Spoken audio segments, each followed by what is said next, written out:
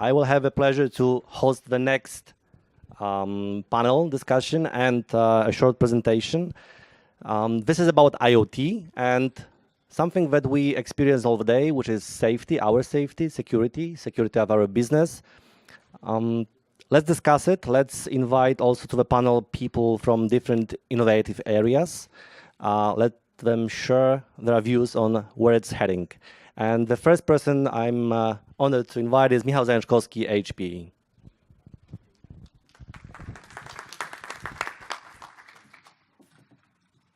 Good morning, everyone. I'm the board member of HPE in Poland, Hewlett-Packard Enterprise, and I'm also responsible for technology services and all-around services we deliver on the market. In fact, what I'd like to do today is to make short introduction before panel discussion. And the main topic is Internet of Tea. I was thinking, yesterday I had a meeting with customers, and in general, nobody likes if we make them afraid of something. So we were thinking about Internet of Things or Internet of Threat, perhaps of trouble. And let's see what it is, in fact. Yeah? As Michał already told, almost all of us know, are aware, or everyone knows the definition or wants to give some kind of the definition of what Internet of Things is. In fact, this is an example of a smart city. This is a lot of data which is around, a lot of information you can gather, a lot of sensors. The sense and the thing, what is the really important from Internet of Things is how we translate data into valuable information we can use. And Internet of Things is something what we can tell use case for the customer and for the business. This is the most critical thing. This, what you can see on the slide, concerns only smart city, but what is very important and what we can also translate into the business is industry, like, for example, predictive maintenance, which is part of the checking information from different sensors and make predictive maintenance for the machines and to avoid additional costs. The other thing is consumers. Everyone has phone in his mind, in his hand. And I did today a short check in the morning coming here, and we have one Wi-Fi connection here, which is called ABSL Conference. Do you know how easy it is to breach this? Just turning on, even on your mobile phone, the same name, and all the Wi-Fi devices, which are a bit more intelligent, they know what kind of data you search. So if you have your home network, they are able to identify what kind of the name you are checking for. So almost every a bit more advanced device is able to find what you want to connect to. And in most of the situations, it happens. In shops, supermarkets, or big malls, you are identified. They know what kind of home network you use. It's very easy to breach. So if you make today, for example, in the morning in the main lobby, if you create Wi-Fi called ABSL Conference, probably if you are closer to the users, you have more connections than the Wi-Fi device on the top of the roof. What I wanted to tell here about the security, in fact, it doesn't work. So it's some kind of security breach, I do believe. No. So many different examples. Yeah, but one I would like to concentrate on is Stuxnet. I don't know if you've heard about it. A lot of people have heard. There is a lot of rumors around, in fact. So what it was, it's the question of the mystery, in fact. But from the press, it's even published officially, so I can use the same things. So it is worm which was developed by Israeli and US government to attack computers all over the world. In fact, the real objective was not to attack a computer. It was with Windows systems, so almost it spread really in huge amount of computers. But the objective was not to kill the computer or the user, but find the industry device which is in the end and is managed by the computer or by the system. In fact, they attacked controllers which are responsible for automation of plants. The main objective was to attack Iran nuclear plant. We don't know if it happened or not, or how it happened. There were different actions done on the similar way, but this is how even governments work today to make some kind of cyber war. This is what we can expect it can happen. Yeah, let's say we can trust in Israeli and US government. Iran is the nuclear plant. We can imagine what can happen if we discuss or we think about different plants which are around. Yeah, the controllers which were attacked, they are very standard. I think almost every factory around the world has the same. So and random actions that could happen after such an attack can create really big disruption for the factory and unpredictable outcomes. So it was something what we all know. We've heard about it. We listened a lot of examples. The rest, for consumers, we can see a lot of notebooks here around. The same situation happens with notebooks and cameras. It's the easiest thing how to access your computer, it's camera. Many companies even, I'm not already HP Inc., but Hewlett Packard Enterprise, but they even produce the small stickers to hide your camera. Yeah, just to use it or not to use it or what to do. The second example, perhaps from life, our cars are connected. I think within next years, even these cars, if we don't buy the service like connected driving or something like this, I do believe SIM cards are already in. There are small computers which can collect data, make first compute on the data and later send it out. So every car already is connected. You can see examples on internet how to breach and how to take over the car, in fact. Yeah, so we are talking here about different things, and even from consumer perspective, you can see what could be the impact, evaluate it, and what to do then next. If you can see how other companies or even governments work, how they can influence what you did in your plant, for example, you can also imagine there are criminals who do the same at the moment. And the question is not to make people afraid of it, but aware. And this is also the topic of the discussion, and what finally I would like to put a bit of attention to is how the whole process or design principles should look like. We should start from the security and design our systems from the security perspective on every layer we touch.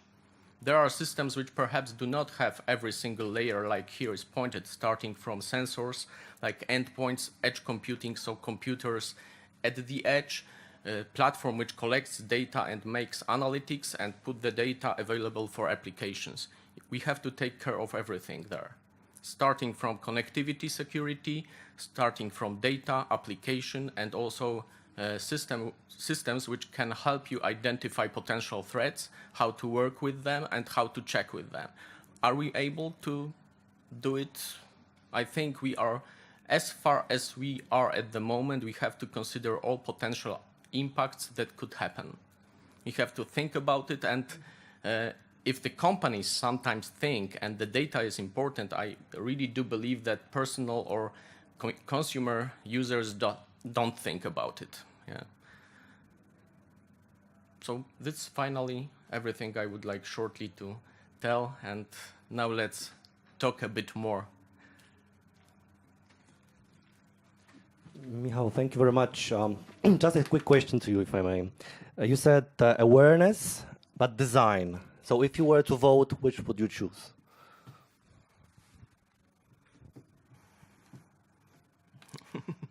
Maybe both. Yeah. Okay. Yeah, but I think design. Yeah, so. So design and build in. Yes. Okay. Thank you. You can also vote in the ABSL application, and I'd like to encourage everybody of you to vote in the ABSL application under surveys section on the most important direction that we should counteract the potential risk coming with IoT. And this is actually the subject of the discussion, to which I'd like to welcome and invite Sławek, Grzegorz, and Piotr, please.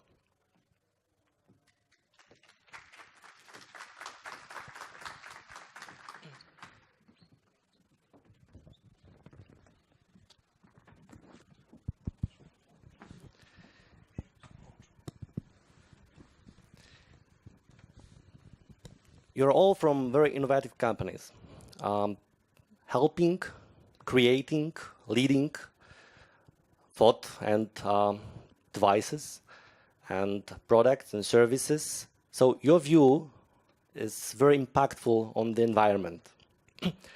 What I'd like to suggest is kind of a list of things that we might consider that would be important to counteract the risk of what Michał said, everything being interconnected and so easily accessible. So just going by the points, is it again kind of a question, is it more of a design of being built in functionality that secures us? Or is it at the other end something more connected with people, education? Or is it maybe a race like in software development, hackers contra security guys? Or again, maybe it is just being solid on the management and access rights. How do you feel? Sorry. I think that the education is a very important factor. It's all about putting in people's mind what is possible and what is not, what is the proper behavior and what is unsecure behavior. Because if we are observing the current world, the way how the, let's say, bad guys, I don't want to call them hackers, because there are also a positive way of doing of hacking the system. So let's say how the bad guys are approaching the good guys is still, you know, the ways doesn't change. So if you will put USB key in somewhere here with the stamp confidential information or government information 64 gig, I can bet that most of the people on this conference will still take this USB key and plug in into the computer just by the curiosity what is inside. So this is the education, how to behave, how to deal with the equipment, even by using your own device at your company. So education. And the second thing is design. For example, I think that the huge benefits are by combining the IoT with the blockchain concept, where each and every device can be uniquely identified and validated, that the device which I am negotiating anything, some communication, exchanging the communication with some device, or the communication is exchanged between two separate devices without people interaction, is made in a proper way and with the, let's say, proper device. So I would bet on education still and design, definitely. To me, the education is not enough.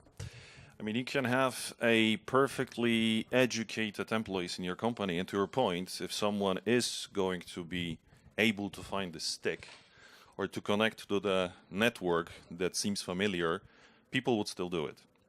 So to me, a lot needs to be put into the design of a system or a solution that is going to protect those people who are not necessarily well educated or are not necessarily thinking about security in a proper way. I come from Procter & Gamble in my daily job, and if I think about the usage of IoT, for example, in the manufacturing space, the potential for this technology is just enormous. Just combine it with, for example, the IoT sensors that are on the manufacturing line that needs to produce 24 hours a day, 7 days a week, because that's how we are making money. Now, if I'm going to put some sensors on it, and if I'm going to combine it with, for example, augmented reality for a person that is wearing a glasses, a technician, and he's going to be able to walk in the plant and look in the manufacturing line to say, hey, this ball bearing is likely reaching the end of life and needs to be exchanged, because if I'm not going to do it in the next 20 hours, the line is going to stop and we're going to start losing money on it. Yeah. So from that perspective, building or designing a system that will allow those type of interactions between the human and machine is super important and super difficult solution to have at the same point of time, because guess what's going to happen? If we're going to put all of those IoT sensors, humidity, speed, let's say reaching the end of life for whatever parts that we have, at the same time we're creating multiple points of breaking into the system. So this needs to be designed taking some of the old concepts of, for example, a single firewall for the whole company that is going to protect us from people with bad intentions.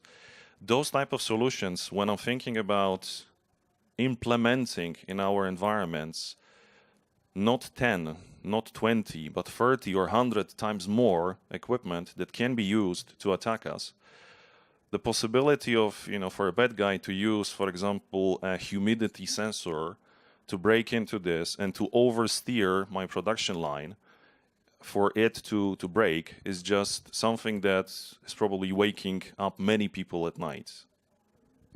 Do I understand correctly that where you go more for design and awareness again, like Michał, you are talking about modeling business objectives and the processes being secure and then safeguarding them? Is this what you would? This is the direction that I would be heading, definitely, because once again, possibilities offered by IoT are almost endless in terms of bringing positive benefits. But at the same time, people may jump on those benefits and may introduce, sometimes even without knowing, doors to attack us as the company. And even subtle things like Michał mentioned Stuxnet as a worm that has been designed to attack an Israeli plant. Yeah, the way that this particular worm has been working was not necessarily to stop the operations, was to gently oversteer some parts of it to break the equipment at some point. One penny at a time. Yes. And there was also the hole which Stuxnet used, which was a huge mistake in design made by the one of the vendors at the end, which is very important. I would do this a bit, maybe step back. Why should we worry? Okay. The world is bright. Gartner predicts by, I think, 2020, there will be 21 billion IoT devices. So at that time, probably world will be really interconnected and everybody will be happy, right? Yeah, actually, we today have around 20 million connected cars in the internet, and the prediction is to have around 150 million by 2020. Right, but yeah, no, our company actually did the recent research.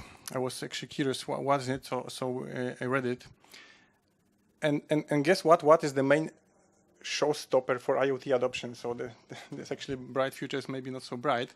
It's actually complexity.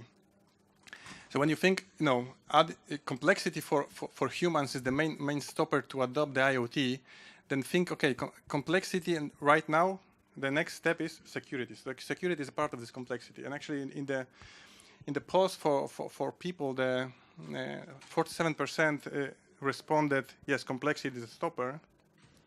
For industries, it's actually bigger because it's even 60%. So that's a roadblock in the adoption. And then security was the second one in the row. Yeah. So question comes. So how to overcome this, and not to jeopardize the adoption, but still to be secure in the future world. Yeah. So answering myself a bit, I would. A bit agree what was said before. So probably the design by principle. Yeah? So to think not to complicate things and to adopt the security principles according to what we are going to use. So okay, nuclear plant probably is a bit different. Yeah, different problem than IoT at our house. Yeah. Actually, coming here, I was counting how many IoT elements I have at my house. So there are components with 30 IP addresses, and additional 120 which are controlled by those with 20 IP addresses. So over 150 sensors, manipulators, engines for doors, windows, music system, all of this. Yeah. So 150 potential points when somebody can break in. Yeah? Okay, it's not funny, but does that mean that if I have a gardening equipment, I can kind of break into my house and do damage because it's controlled by the smart house? Is that kind of a risk? Definitely not. Of course, you can try it, but there are some better ways to do it at the end. I like to make a thing which simple. means a bit clear of your point that we shouldn't be so much afraid of that. Or let's say adopt those security means which are, let's say, relevant for the risk. Yeah? So if somebody wants to break in, probably it's easier way to jump through the fan and Exactly. This is about adoption of new technology. It will come anyhow. So this is like, for example, the question: do you have a hammer at home? Please raise your hand. The people who have hammers in home. Okay. Did you ever use the hammer in improper way? Yes. Okay, there are a couple. The day before yesterday. Okay. And but if you can even see, and let's assume that at least two of out of the 5 person used that to make really some crime or whatever, to break the window or something. This is the still very small percentage of the population which use hammer in not a proper way. So it does not mean that it will stop us as a population from using hammers. And this is about like the same with IoT. The good design can prevent the potential crimes or the usage which is not allowed. So, of course, for example, we are using the much easier technologies like, I don't know, remote controllers to the garage. And of course, somebody can sniff the code from my remote controller. Of course, there are the technologies which can prevent people from doing this. But with the technology like software and hardware, you will always have the situation where you are, building some bridges and somebody is trying to bridge them. And isn't it a bit less about the security of the devices itself and more about us being aware that we don't control them because they can talk to each other? There is this old saying, Michał, that the chain is only as strong as the weakest link. Yeah. So all of a sudden, with the IoT, we're going to be introducing dozens, hundreds, thousands of different links that we have. Yeah. And if today in your company you have an issue, for example, with change management on the infrastructure because you need to replace, because of the zero-day exploit, you need to replace the firmware that you have on your routers, multiply it by hundreds, multiply it by 1,000, by 10,000 devices that you would need to do. And sometimes this change management is not as easy that you can do it with a single press of a button and you deploy the code to all of the systems. This needs to be, especially when we're talking about environments which are operating 24/7, this needs to be planned, this needs to be deployed, because otherwise you are creating interference with the business.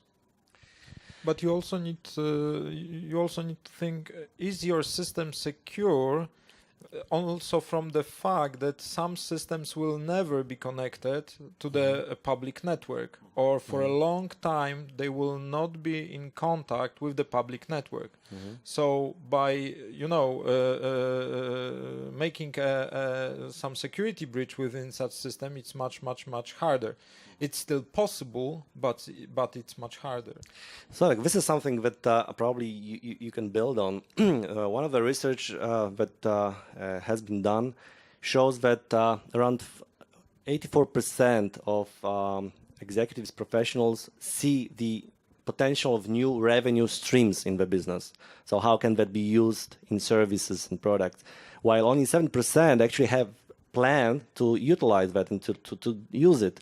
So the next question kind of as a framework is, what is the main showstopper? Is it being afraid, or is it being unaware? How do you feel? I think it was actually specific for the industrial IoT, right? So more like large corporations or use on the wider scale. I think there is a point of a legacy. You know, but also based on the research, there are very few greenfield installations or implementations of IoT, and typically we try to adopt what we already have.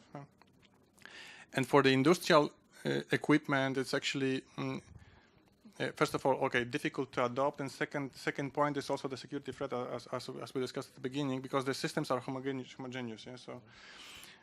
And this brings the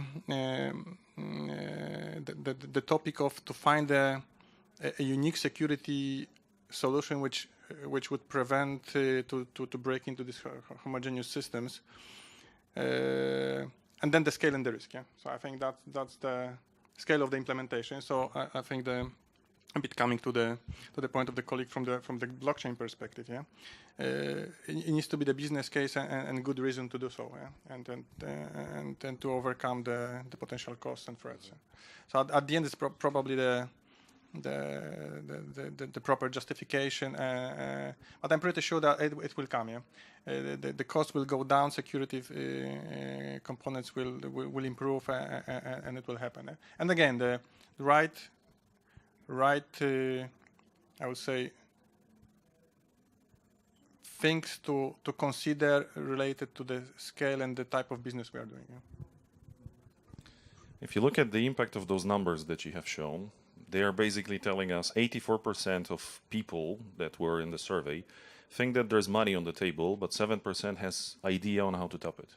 Yeah, so that tells you like we seem to have a golden nugget at the reach of our hands, but we don't know how to reach it. We are uncertain that we should reach it.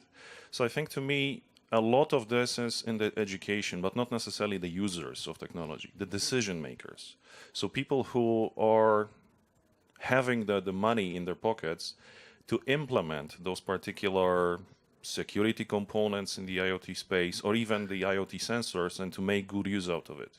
Because guess what? These things, yes, you might say that a single sensor might be costing, I don't know, $1, a fraction of $1, but 100,000 of those sensors are not going to be costing $1, right? And it's also industry by industry related as well, because also legislation is also touching a lot of industries.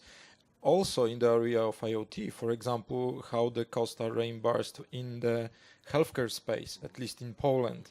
This is a big showstopper of IoT in the healthcare space, for example. Last final question, and maybe also a perspective that I'm also displaying right now. 5 cybersecurity gaps across different areas like talent, budget. You've discussed it's not that cheap. Management gap. Not everybody actually believes that the management see it as a concern. Talent, we seem to be, or at least see ourselves as unprepared to counteract the risks coming from IoT. Now, there is a huge technology gap as well.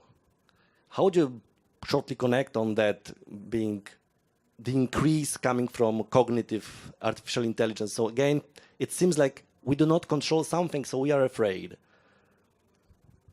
We do not control ABS system at our car, and we are not afraid. So I am not buying that. So I am not buying that. Definitely, I would rather go into the showstopper, which is at the end response to the question: "Show me the money."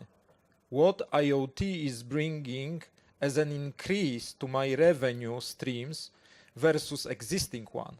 Once I can see increase in revenue stream or decrease in cost, I can invest in IoT. But then again, 84% of the anketers see that. So they see the revenue streams, but they don't go for it. Right? I'm a big believer of actually artificial intelligence, and Michał knows that. The flow of data from IoT devices, I think the only way to manage them and tackle this, I think, artificial intelligence, because of cost, because of scale. Okay, that means that we are going to the final slide, and if you, my dear audience, happen to vote for one of these points today, we'll have results of a survey. The question, okay, let us see them, please. So this is what you believe is the most important direction to counteract the risk. And it seems it is design, and it seems it's education. Probably it has never been otherwise so far. But there is an interesting point, and a slightly increase in modeling of our business objectives into what we do, which is a point that Grzegorz also brought in, and some other important stuff as well. So with that, I'd like to leave you. Thank you very much for participation in the panel. And let's go design, let's go educate, and let's see how our next session addresses the things that we really don't control, which is artificial intelligence. Thank you very much. Thank you.